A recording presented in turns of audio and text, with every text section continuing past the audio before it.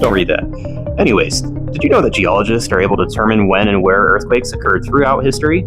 This is through a field called paleoseismology, and it's actually super interesting. Stick around and I'll tell you why. Geologists are able to figure this all out by analyzing several clues. One method involves looking at fault lines by digging up trenches and looking at layers of dirt and rock. Another approach is looking at sediment in lake beds, rivers, and coastlines. Earthquakes can often trigger secondary effects, such as landslides and tsunamis, leaving distinct sediment patterns in bodies of water.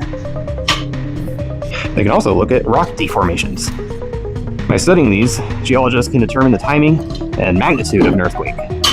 And if any soil is wet during an earthquake, it can liquefy and form something called sand blows. These will sometimes fossilize, and scientists are able to carbon date them or use other techniques such as stratigraphy to determine when the seismic activity occurred. Earthquakes can also affect natural structures like trees and coral reefs. Tree rings might show growth disruptions, while uplifted coral reefs might show sudden coastal drifts. By piecing together all the evidence, geologists can date earthquakes throughout history. And with high-quality evidence, they can pinpoint events from up to 2,000 years ago, often within several years' accuracy. Okay, so here's where it gets interesting. Through paleoseismology, geologists have evidence of an earthquake occurring around 31 AD, give or take a few years, near the area of Jerusalem, with a magnitude of 6.0. So why is this so cool?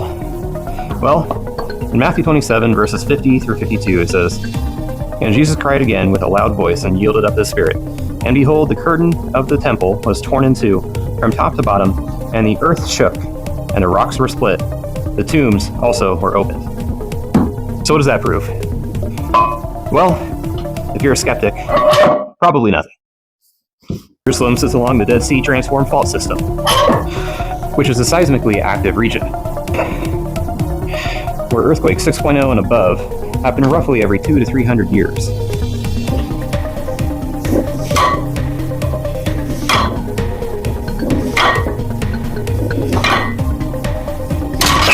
So yeah, if you're a skeptic, you could probably brush it off as being a relatively believable coincidence. But if you're a believer, it's a pretty cool little factoid to know that we have evidence of the ground actually shaking when Jesus gave up his spirit.